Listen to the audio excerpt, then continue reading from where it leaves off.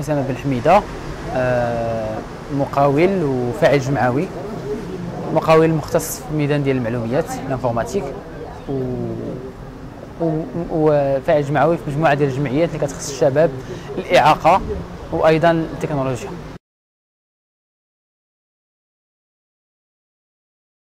الوصول جا من واحد لو بوزوان اللي كان في ليكيب ميم ديال البروجي. يعني كان معنا واحد الشخص اللي هو في حاله اعاقه، وكان كان ديما يعني في التنقلات ديالو كيقول زعما علاش ما يكونش عندي واحد القاعده ديال البيانات اللي فيها جميع الاماكن اللي مع عارف المستوى ديال الوصوليه ديالهم، ديال الاكسيسيبيليتي ديالهم، واللي يقدر يعرف كيفاش يوجد راسو باش يمشي لهم.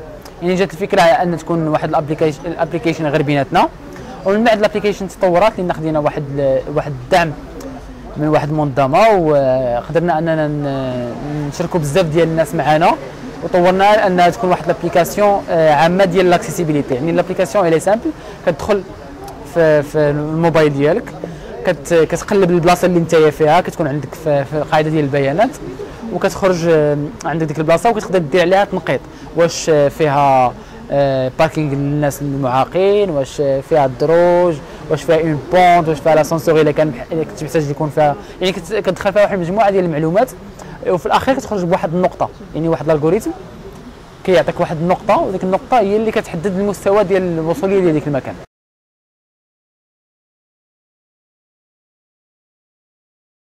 واحده من المشاكل الكبار اللي كنا لقيناها في الاول وهو التقبل ديال هذا التطبيق كأداة المساندة والمساعدة ديال الناس بحال الإعاقة، ولا المساعدة ديال العائلات ديالهم، لأن الناس كان عندهم واحد الاهتمام ديالهم في الإعاقة ضعيف شي شوية، لأن ما كيعيشوهاش في حياتهم اليومية.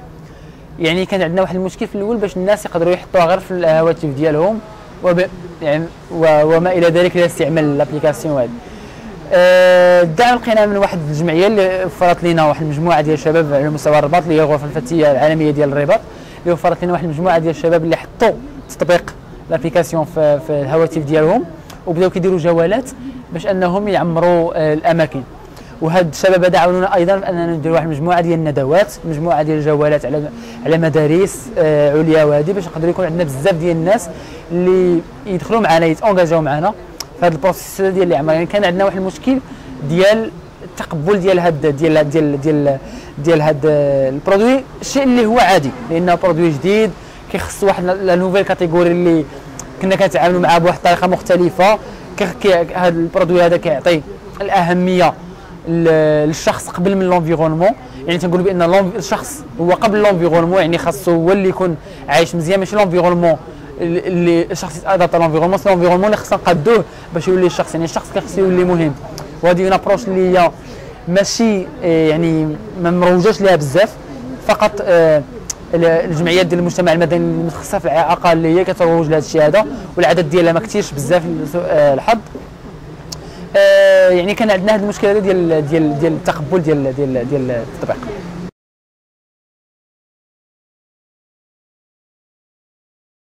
الوصول في بدايه الامر هو كان مشروع هو اكبر من التطبيق.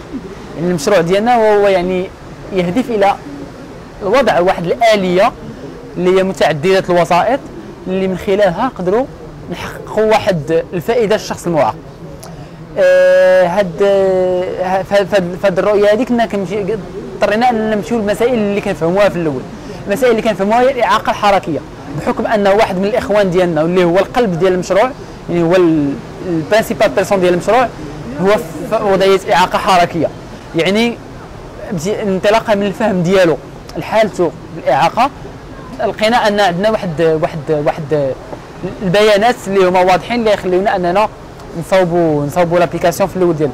مي من بعد كنفكروا ايضا يعني كل ما تمكنا من الفهم ديال حاله من الحالات ديال الاعاقه، ولا يعني جانا واحد الدعم معنوي من عند شي جمعيه ولا من عند اخصائيين اللي يقدروا يوقفوا معنا ويفسروا لنا مثلا نوع اخر من الاعاقه، من الاعاقه مثلا البصريه او الاعاقه الذهنيه او الاعاقه السمعيه. يعني هذو كاملين الاعاقات اللي حنايا كنهتموا بهم. بطبيعه الحال الاعاقه الذهنيه ومنهم التوحد من الاهتمامات ديالنا. كنفكروا ايضا يعني حاليا حنايا كنشتغلوا يعني في نوتر كونتكست، كنشتغلوا على تطوير ادوات ديال التراكين، يعني ديال المتابعه بطريقه يعني بطريقه ديال التحديد الجغرافي بالجيولوكاليزاسيون ديال الناس اللي يكونوا مثلا في وضعيه ديال اعاقه ذهنيه، الاباء ديالهم يقدروا يتبعوهم فين كاينين، يقدروا يسمعوهم شنو كيديروا. ايضا كنطوروا حاليا بمساعده ديال بعض الاخصائيين، كنطوروا بعض الوسائل اللي يقدروا مثلا الاباء يعطيهم الابناء ديالهم باش يقدروا يكونوا جمل، يعني انطلاقا من بعض الامور اللي هي علميا توضعات ويعني تم التوافق عليها علميا.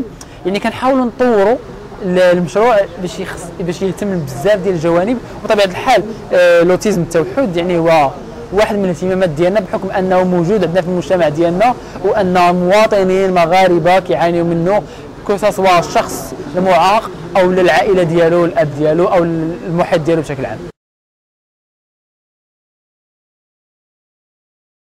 خاص نستعملوا الوسائل اللي فيهم الناس، يعني مثلا كنهضروا على فيسبوك، كنهضروا على تويتر، كنهضروا على بزاف ديال المسائل اللي الناس كاين فيهم مجموعه ديال الناس. يعني بالنسبه لي هذه الوسائل هذه خاصها تستعمل، خاص تكون مثلا واحد تكوينات الجمعيات مثلا المتخصصه في هذا الموضوع هذا باش تبسط المحتوى، لان كاين واحد المشكل ديال المحتوى عندنا فيما يخص الاعاقه اللي هو حتى هو ما فيهش اكسيسيبيليتي للناس العاديين. الناس العاديين ما كيفهموش واحد المجموعه ديال الاعاقات، وما كيفهموش ان ديك الاعاقات راه هي كتخصهم كمواطنين، وان ديك الاعاقات راه هي يعني كتاكل من التقدم ديال الحضاره ديالنا ولا ديال الامه ديالنا. يعني الوقت اللي غادي يقدروا هاد الجمعيات هادو يوليو يخلقوا واحد المحتوى، واحد كونتنت اللي غيكون اكسيسيبل للناس الاخرين، ويقدروا اونجاجيهم يعني يدمجوهم في هذه الديناميات هذه، غادي يكون واحد المردود كبير.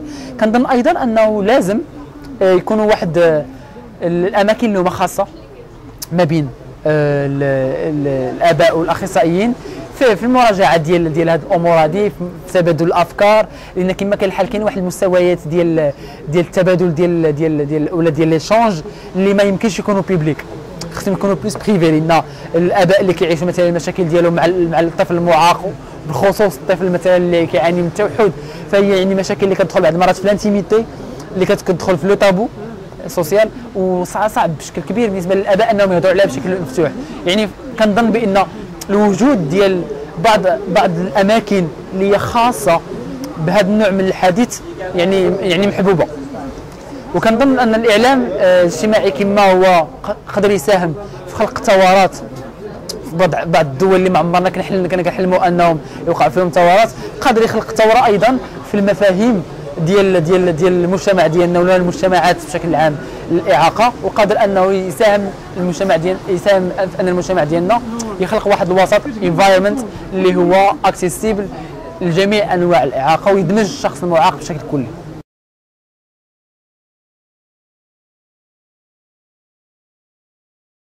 هو التعليم فيه نقص الجميع، راه ماشي غير الشخص المعاق، ولاني بالنسبه للشخص المعاق يعني بحكم التجربه اللي تعاملت فيها مع مجموعه ديال الجمعيات في المجتمع المدني، او مع عائلات اللي عندهم اطفال يعني في وضعيه الاعاقه، او مع المنظمه يعني المؤسسه التعليميه بشكل عام، يعني كنظن بان اهم حاجه وهو عدم ترك الشخص المعاق في الجانب، يعني الادماج ديال الشخص المعاق جميع المكونات التعليميه اللي عندنا. يعني شخص معاق لازم انه يكون في المدرسه مع جميع الدراري اللي هما ما كيعانيوش من نفس المستوى ديال الاعاقه، لان حنا كاملين معاقين بحكم لونفيرونمون، يعني بعض المرات ملي تكون الوسط مختلف ما كنقدروش مثلا نكونوا.